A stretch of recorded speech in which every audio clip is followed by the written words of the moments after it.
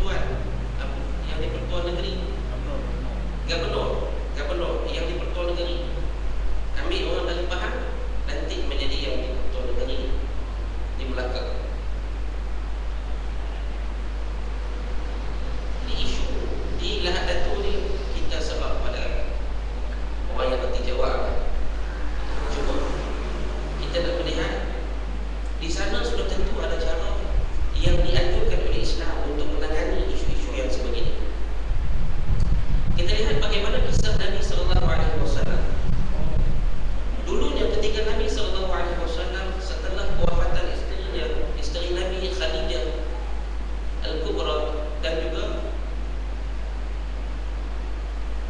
meninggalnya bapa saudara Nabi Abu Talib. Nabi bawa anak angkat dia nama Zaid bin Harisah pergi ke Taif, hijrah ke Taif, yang dengan harapan Nabi mudah-mudahan setelah penduduk Mekah ni menolak Nabi, tak mau terima Nabi, kita pergi ke Taif insya-Allah untuk ada harapan baru kepada Islam, untuk diberi tempat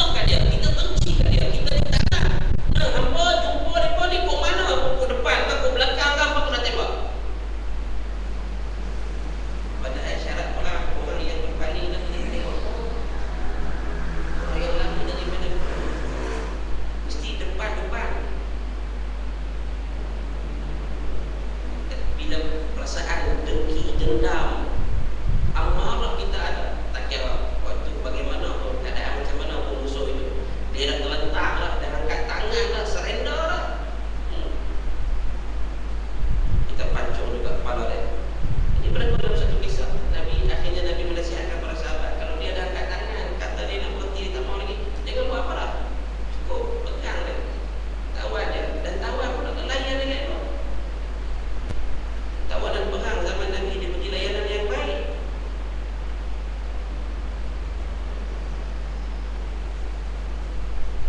Nabi juga mengajar kepada kita untuk kita memamerkan kekuatan. Islam kena pamerkan kekuatan. Islam kena pamerkan kekemasan kita. Tak boleh Islam nampak lemah, sumber kewangan tak kuat, dana-dana tidak ada, penyumbang-penyumbang begitu menggenggam tangan-tangan dia. Orang yang nak disumbangkan kat ajaran Allah dipikir banyak kali. Orang yang sanggup nak mengeluarkan wang-wang yang disimpannya itu begitu berat. Sedangkan Islam ni perlu memamerkan kekuatan. Memamerkan kekuatan tidak mesti kita dengan berpakaian yang cantik, pakaian yang elok. Panglima-panglima perang Islam yang diutuskan oleh Sayyidina Umar ibn Al-Khattab dalam peristiwa peperangan Fathul Qadisiyah, pembukaan Qadisiyah, yang antara pimpinan perang itu nama dia Rib'i ibn Amir, Qaqa, dan juga beberapa para sahabat yang lain.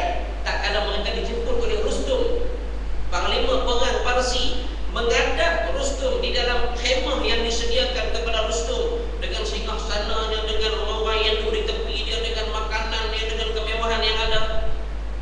Para sahabat yang mai, tentera-tentera Islam yang mai ni, antaranya Rib'i ibn Amir datang dengan hanya berpakaian jubah yang bertampung di sana sini. Panglima perang Islam, tapi kekuatan yang dia pamerkan, jawapan yang diberikan kepada soalan dari Rustum menyebabkan Rustum rasa fikir banyak kali. Rustum ni fikir banyak kali dah. Dia kata apa? Dia panggil 4 orang, 4 hari berturut-turut dia panggil wakil daripada tentera Islam. Dia panggil, dan 4 hari berturut-turut je, 4 hari berturut-turut ni juga panglima Islam yang paling besar hantar 4 orang yang berlainan. Hari pertama orang lain, hari kedua orang lain, hari ketiga orang lain, hari keempat orang lain, dan juga hari yang terakhir juga orang lain. Tapi jawapan yang diberikan oleh setiap orang lain adalah jawapan yang sama, konsisten. Apa main buat apa? Adakah kami tak pernah memberi lebihan kekayaan negara Parsi ini kepada orang Arab? Apa bukan erti perang? Tak usah perang lah, apa kami bagi? Jawapan yang diterima oleh wakil-wakil tentera Islam ini satu saja, sama saja. Kami datang bukan untuk membina kekayaan, kami datang bukan untuk menerima harta benda ini. Kami datang adalah untuk membebaskan penyembahan manusia sesama manusia kepada penyembahan Allah Subhanahu wa taala yang Maha Esa. Kami datang untuk membebaskan manusia, mengangkat kedudukan manusia yang lebih tinggi di sisi Allah Subhanahu wa taala. Rustum kalau ikut dia sendiri, dia nak tarik balik lah. Dia nak tarik balik dah tentera dia, tak mau perang lah. Tapi penasihat dia kata, jangan tuan, kita kena lawan. Kita ada 120,000 orang tentera, musuh hanya ada 30,000 saja. Bagaimana hari terakhir peperangan Al-Qadisiyah itu, Allah hantar tentera angin mengangkat habis kemah-kemah itu, sehingga Rustum yang menyuruh di belakang seekor belakang seekor kalda, yang kalda itu akhirnya melompat juga kerana dibawa oleh angin itu. Akhirnya dibunuh oleh seorang tentera biasa yang mencundang Rustum ini di atas singgasana yang asalnya Rustum duduk ketika dia menyambut wakil-wakil dari tentera Islam. Islam menganjurkan kepada kita untuk menunjukkan kekuatan, tetapi bighairi ananiyatin wa kibrin. Kena tunjuk kekuatan Islam itu, tapi bukan dengan penuh keegoan, bukan dengan penuh sikap takabur. Baru boleh kuasa sekian kita nak ancam orang. Jangan kata ikut aku, orang kenal. Kamu tak bersama dengan aku, apa siap? Islam tidak mengajar untuk kita memamerkan keegoan. Selagi tinggi kedudukan seseorang itu dalam Islam, semakin tunduk dia, semakin rendah diri dia kepada manusia yang lain.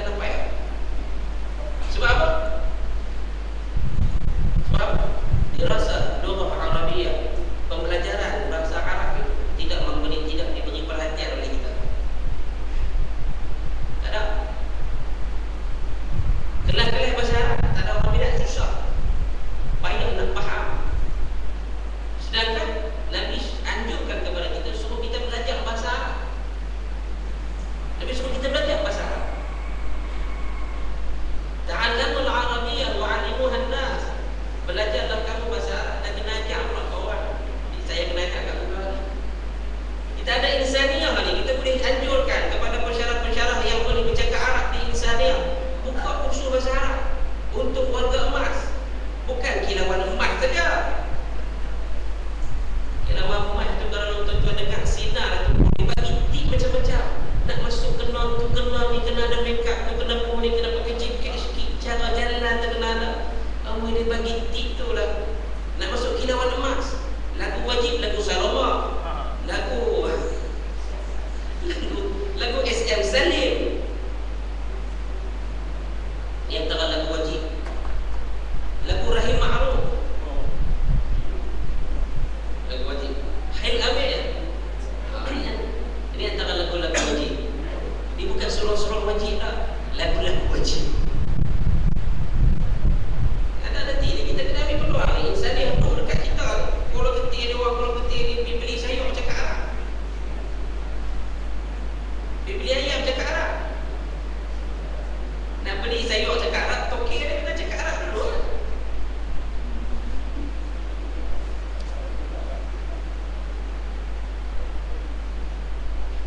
Dia beli ubat di pharmacy, cikgu suruh cakap Arab.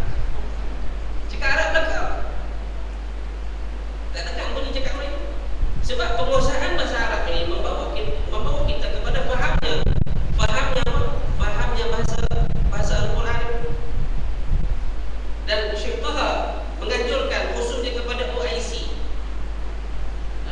Pertubuhan Persidangan Negara-Negara Islam ini, supaya membantu negara-negara umat Islam, memudahkan cara untuk mengajar orang-orang yang bukan Arab ini untuk bercakap Arab, faham dengan Arab. Jangan jadi macam Liga Arab ni, Pertubuhan Negara-Negara Arab ni, dipanggil Liga Arab. Mereka ni, Liga Arab ni pernah melengah-lengahkan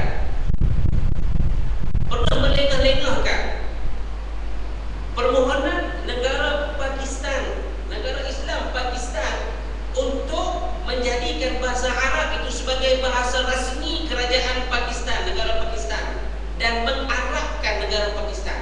Maknanya Pakistan dulunya pernah mohon dengan Liga Arab untuk menjadi sebahagian dari negara Arab pada tahun 1954. Tapi kerana kegagalan fungsi Liga Arab itu untuk menyambut hasrat, yang masa itu tuan-tuan, tahun 50-an itu, negara Arab ni bukan dia fikir Islam, dia nasionalis saja. Mesir, Syria, Iraq, negara-negara yang menguasai Liga Arab ini, fahaman dia nasionalis semata-mata. Jamal Abdul Nasir, Hafizul Asad dulu ni, Syria, tidak ada fahaman Islam, sosialis. Pakistan dah mohon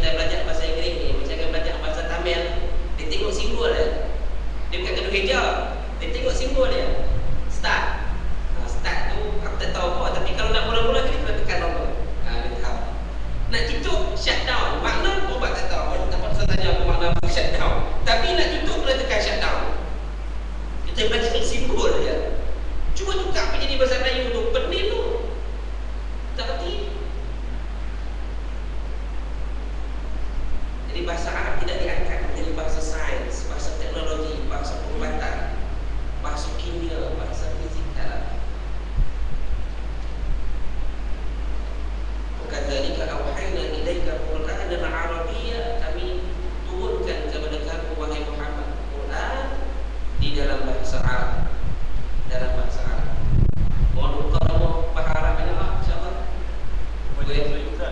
Dia baca kat Melayu. Masya Allah. Maknanya bahasa Melayu ni betul lah kata apa Melayu tak kaya hilang di dunia. Habis Melayu ni biasa apa untuk Arab dia cakap Melayu ni dia kata saji. Hak cakap Melayu tu Bangla. Bangla kerja sini dua. Dia kerja pula di Arab Saudi. Baik. Tapi memang memang ramai orang-orang Melayu di sana. Dan baru-baru ni saja dalam tahun 2000 lebih ni sikit je ada seorang tuan guru orang Melayu, tuan guru dia lupa nama dia, meninggal di Mekah. Lama di Mekah dia beri sudut untuk dia membuka kuliah dia di dalam Masjid Haram itu. Dia baru je wafat, baru je meninggal dia. Orang Melayu. Apa nama dia? Syekh. Baik. Untuk apa Quran ini? Litunzirahum bal qura, untuk memberi ingatan kepada penduduk-penduduk di Mekah, wa man haulaha, dan mereka-mereka yang berada di sekitar Mekah. Kita ni juga berada di sekitar Mekah. Kita berada di sekeliling Mekah. Walaupun jauh jarak dia, tapi ijah kita menghadap ke arah mana? Menghadap ke arah Mekah itu sendiri, menghadap ke arah kiblat. Wa tunzira yawmal jam'i la raiba fi, dan juga memberi ingatan kepada kita tentang hari himpunan rakyat satu dunia. Bukan himpunan rakyat satu Malaysia, himpunan rakyat satu dunia di hadapan Allah Subhanahu wa taala. Yang janji Allah tentang hari himpunan itu adalah apa? La raiba fi. Tidak ada keraguan terhadap hari himpunan itu. Tak ada keraguan. Pasti akan jadi. Ini sebahagian dari rukun iman kita. Rukun iman wajib kita kena percaya. Wajib kita kena percaya.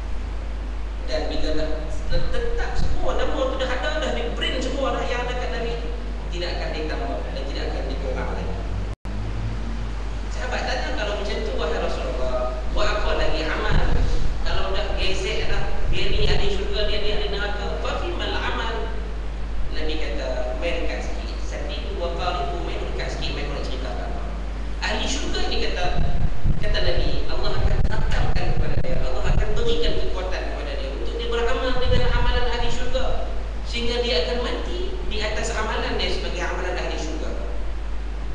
Dan ahli neraka ini kata Nabi, Allah akan khatamkan kepada dia dengan amalan ahli neraka sehingga dia mati pun dalam keadaan dia melakukan amalan ahli neraka. Jadi kita tahu, kita boleh pilih, kita nak beramal dengan amal ahli syurga atau kita nak beramal dengan amal ahli neraka. Kalau kita beramal dengan amal ahli syurga, kita mohon, ya Allah, tamatkan riwayat aku dengan husnul khatimah. Jangan tamatkan riwayat aku dengan su'ul khatimah. Minta itu saja. Buat cantiklah masjidnya, hajinya, umrahnya, dengan pakaian kita menutup aurat, dengan sedekahnya, dengan zakatnya, dengan puasanya, dengan buat baiknya, dengan bercakap baik dengan orang, dengan itu, dengan ini. Cantiklah. Mohon satu lagi, ya Allah, tamatkan riwayat aku, ya Allah, fi husnil khatimah, dengan pengakhiran yang baik. Jangan kita ditamatkan riwayat kita dengan su'ul khatimah, dengan periwayatan, dengan tamatnya pengakhiran kita yang buruk, wal'iyadzubillah. Itu sunnah amalan kita sebagai ahli syurga. Dari segi zahir kita sudah tentu, dan juga kita kena lihat kepada ibadah batiniyah kita, ibadah ruhiyah kita. Bagaimana kita menjaga hati, bagaimana kita menjaga perasaan kita, bagaimana kita menjaga emosi kita, sikap hasad dengki kita, sikap ego kita, sikap ujub kita, sikap takabur kita, sikap riak kita. Itu pula kita kena didik pelan-pelan, kena tekan dia pelan-pelan, kena lawan dia sungguh-sungguh. Jangan bagi dia menguasai